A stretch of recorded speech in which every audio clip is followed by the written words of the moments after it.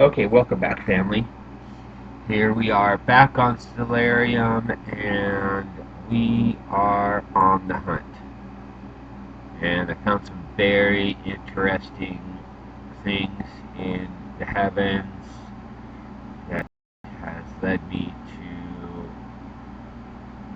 take a backtrack in time based on the patterns that I'm seeing.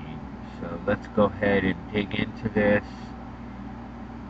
This is comet Panstarrs C 2023 R2, another comet that was discovered last year, and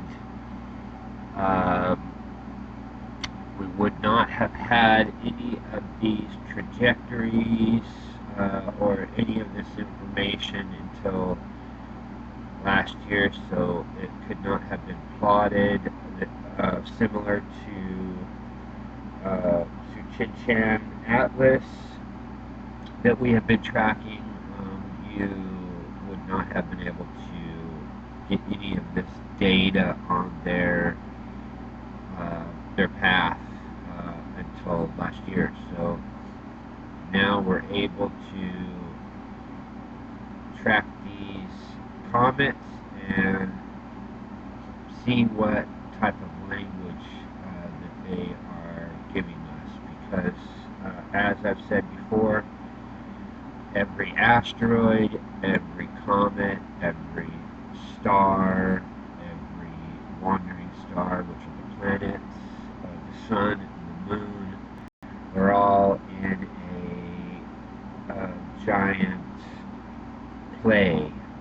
This is like a movie set, and what we're seeing is the actors in the play.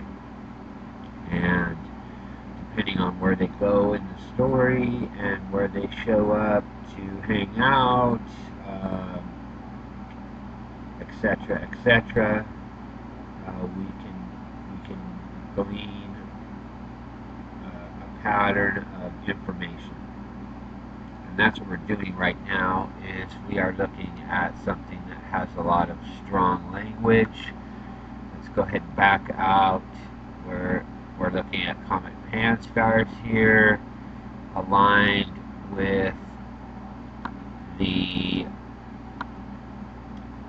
Almeca star, and that Almeca star happens to be the bands of Pisces, and this comet aligning exactly with the bands. If you go watch my video from, I think it's been a couple weeks now, the gold and silver thread of the fish. These bands or ties or threads that are connected to the fish in the Pisces constellation are tied together here in the constellation of Cetus. And one of the things that I noticed in the codes for Panstarrs is the beast of the sea. And if you've done any type of Mazzaroth research, looked up Cetus, Cetus is the beast of the sea. And this part of the ecliptic, which is under, which they call the sea,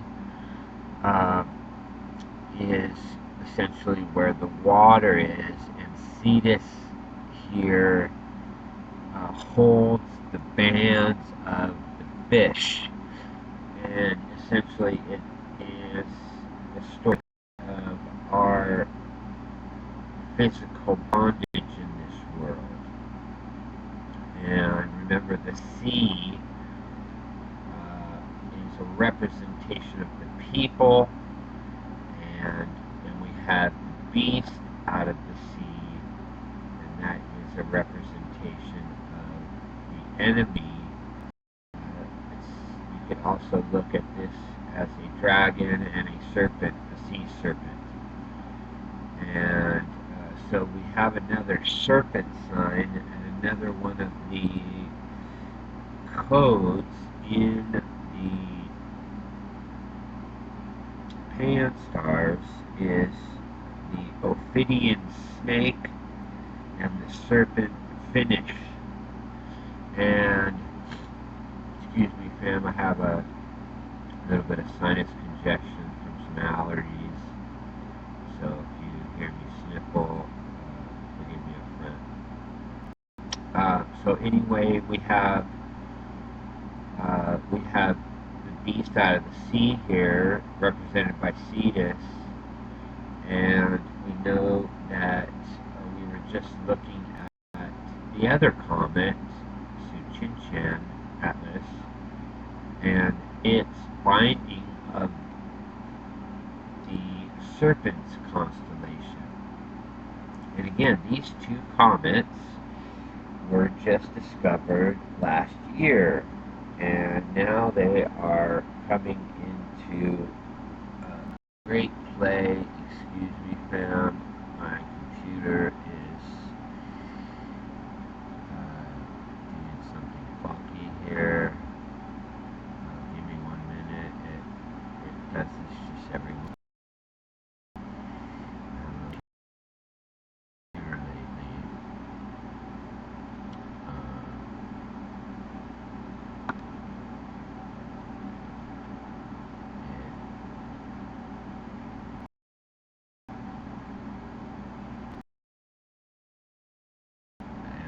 Figure.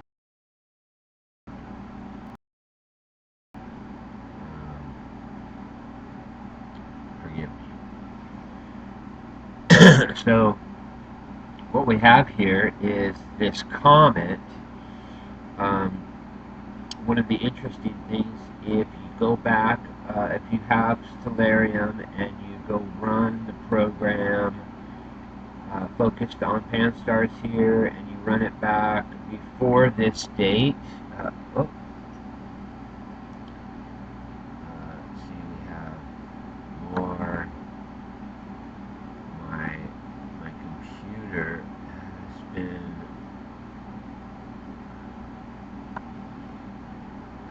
it just unfortunately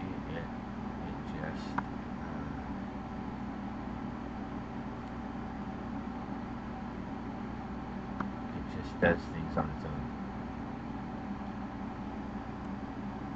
and I have no idea how to rectify it. I need a new computer. I can't even use Stellarium with the computer because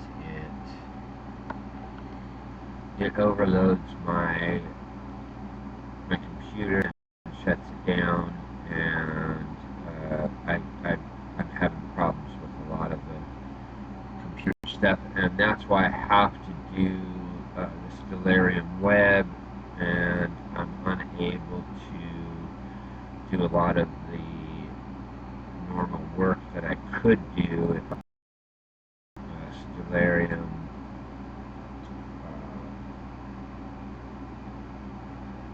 the private label instead of the direct web. But we're going to do our best with what we have, and forgive me for the computer issues. We're just trying to get this information out there, so hopefully we don't have any more glitches. I basically shut down everything so that we can get this done. So we have this comet, and this comet is aligning directly with the two bands of Pisces.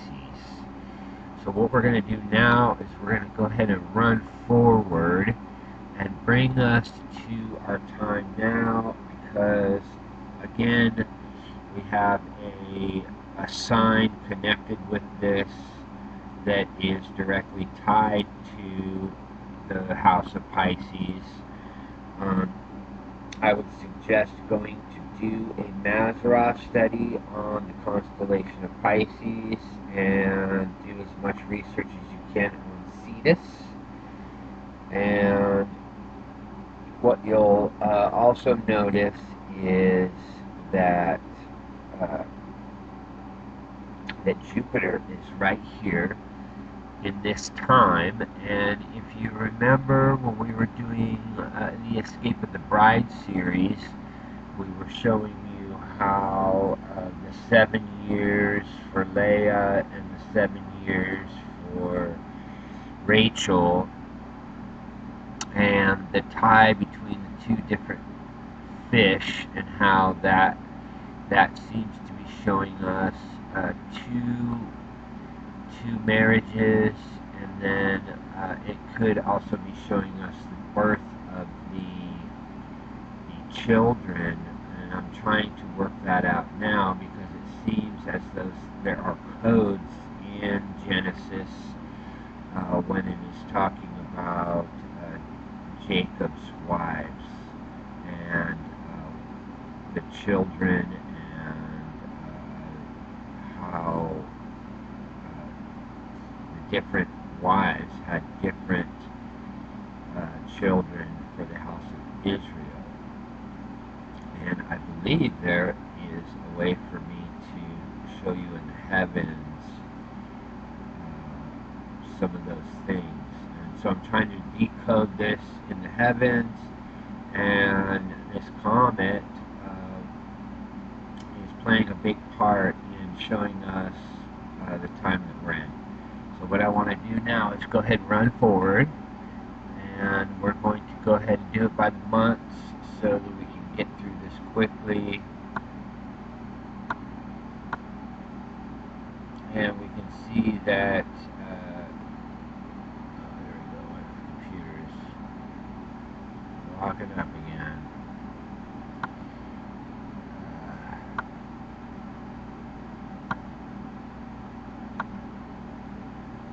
Okay, so as you can see, now we're here in Virgo.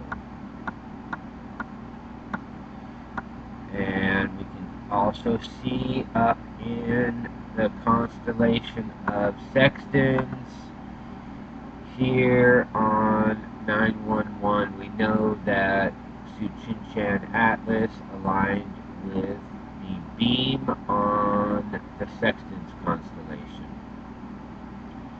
And what we see here also is Venus is in the womb of Virgo, and now we have this comet Panstarrs that is entering the womb, I believe, here on the 13th.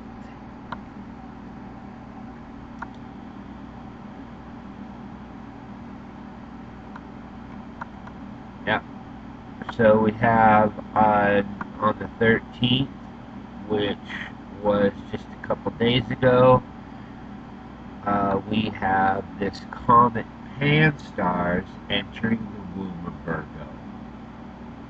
And this is another great sign, because it's not just Tsuchinchan Atlas in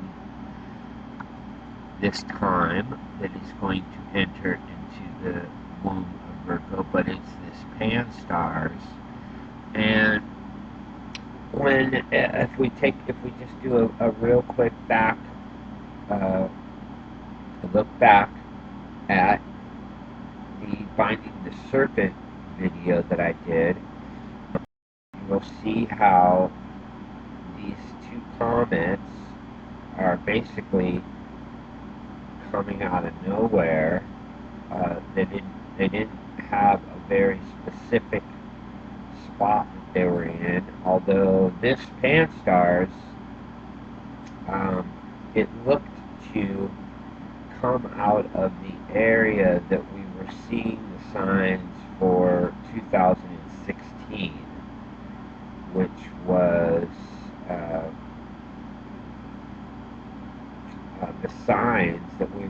receiving right before the Revelation 12 sign. And I tracked back the years, and it looked to be the equinox of 2016. We began to get these signs that were pointing us to a birth, and then also a marriage. And so I began looking at these signs and their connection to this period of time, and this look at the 7 years, and now we are exactly 7 years from the Revelation 12 sign. We literally just days ago also had the anniversary of Jupiter being born from Virgo. Remember, the Revelation 12 sign, Jupiter was in this Virgo in retrograde also, showing us that the King star was in the womb of the Virgin. And now we have Venus in the womb of the Virgin, and Venus is a representation of the female child. So in 2017 we had the male child, and now we see the female child in the womb, and we have these comets that are associated with this sign. So we can look at this and we can track that this comet essentially is in the womb until the 24th. And to me, that was a big sign. Let's go forward one more day and bring it all the way back to Meridian and take a look at what we're looking at here. Okay, so we're on Meridian with the comet Panstarrs in the constellation of Virgo, which is the Virgin, the bride, and we can look at her also as the mother, because as we've said before, all of these planets and wandering stars, the sun and the moon, they all come through this part of the ecliptic. This red line that we have here is called the ecliptic, and it is the path of the sun through the houses of the Mazzaroth. And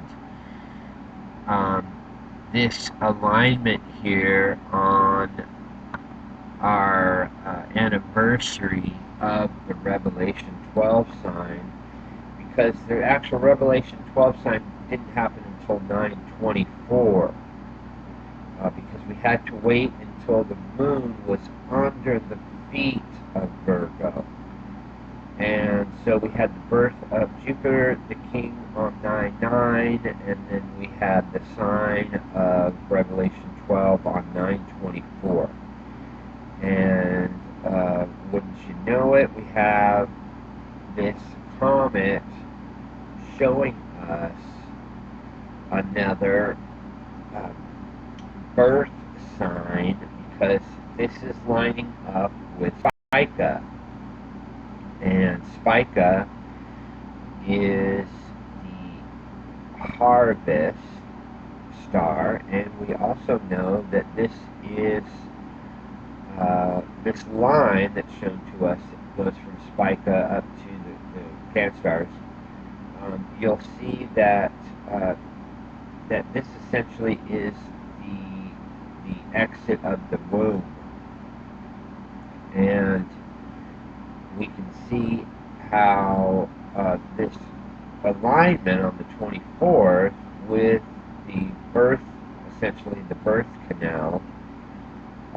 This is a great sign to me, having seen where this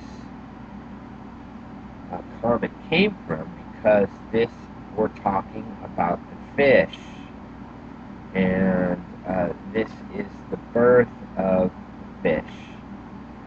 And we all know what that represents, and we all know what we're looking for, and we can use these codes to help us to understand the direction. Again, remember the sextants constellation is a navigational tool. It's used to find direction.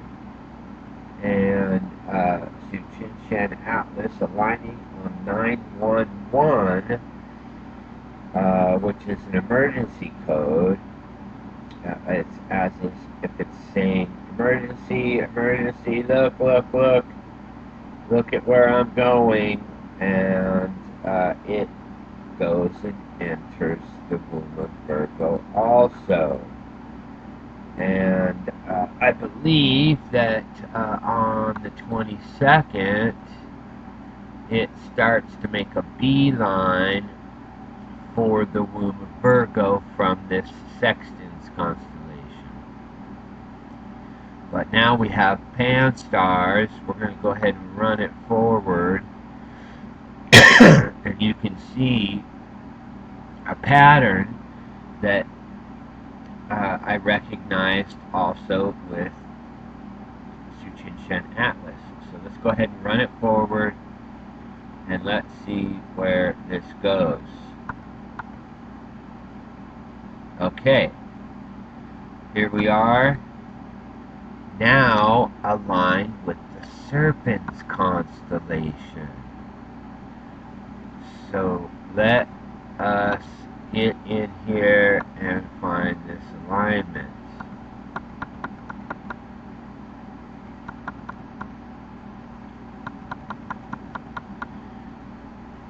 So let's look here.